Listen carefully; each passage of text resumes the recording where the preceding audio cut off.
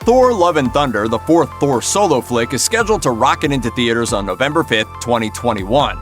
That's more than enough to send fans racing to mark their calendars, but a major question remained after Marvel Studios announced Love and Thunder's release date. We know when it's coming to the big screen, but when does it take place in the Marvel Cinematic Universe? Thor is a little flighty when it comes to keeping track of time, after all. He's gonna come back. Except, last time he was gone for like 2 years. Thanks to Marvel luminary James Gunn, who was not long ago reinstated as the writer and director of Guardians of the Galaxy Volume 3, we have an answer.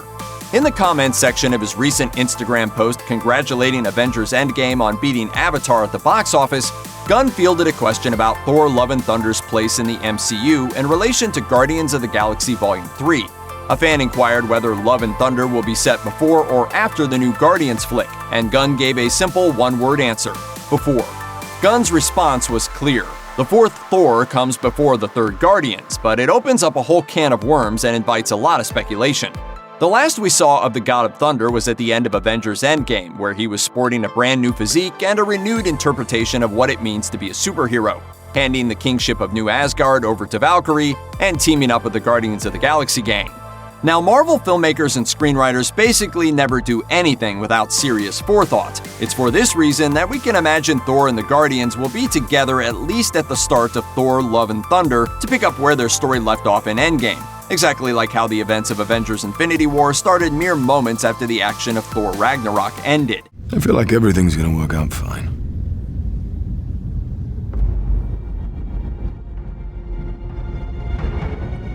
Gunn's confirmation of when in the MCU Thor: Love and Thunder takes place unfortunately doesn't address when Guardians of the Galaxy Volume 3 will debut in theaters. Prior to the Walt Disney Company booting him from the film after unsavory past tweets of his surfaced, Gunn was planning for the next entry in his franchise to premiere sometime in 2020. Plans changed after he was fired when Warner Brothers and DC Films poached Gunn to write and direct The Suicide Squad, a reboot/sequel to David Ayers' Suicide Squad. As we all know, the House of Mouse eventually changed its tune and tapped Gunn to come back on board, but by then, Gunn was committed to a different movie in a totally different comic book film franchise. Gunn has since stated that he'll finish The Suicide Squad before starting production on Guardians of the Galaxy Volume 3, so that previously projected 2020 release date is no longer valid. Neither of those past predictions that Guardians 3 will be a Phase 4 movie. At San Diego Comic-Con 2019, Marvel dropped a slate of 5 movies and 5 television shows arriving in 2020 and 2021, which studio head Kevin Feige has said is the complete Phase 4 for the time being. There's no sign of Guardians on that slate, which seems to mean that the next time we see the Guardians trying to save the galaxy, it'll be in Phase 5, probably in 2022 or 2023. There are still some lingering questions when it comes to Thor: Love and Thunder and Guardians of the Galaxy Volume 3, but we know 2 things for sure.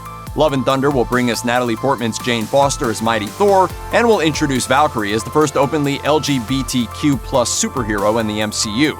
It may or may not have the Guardians of the Galaxy in it, but Love and Thunder is definitely going to be both lovely and thunderously fun. Check out one of our newest videos right here, plus even more Looper videos about your favorite stuff are coming soon. Subscribe to our YouTube channel and hit the bell so you don't miss a single one.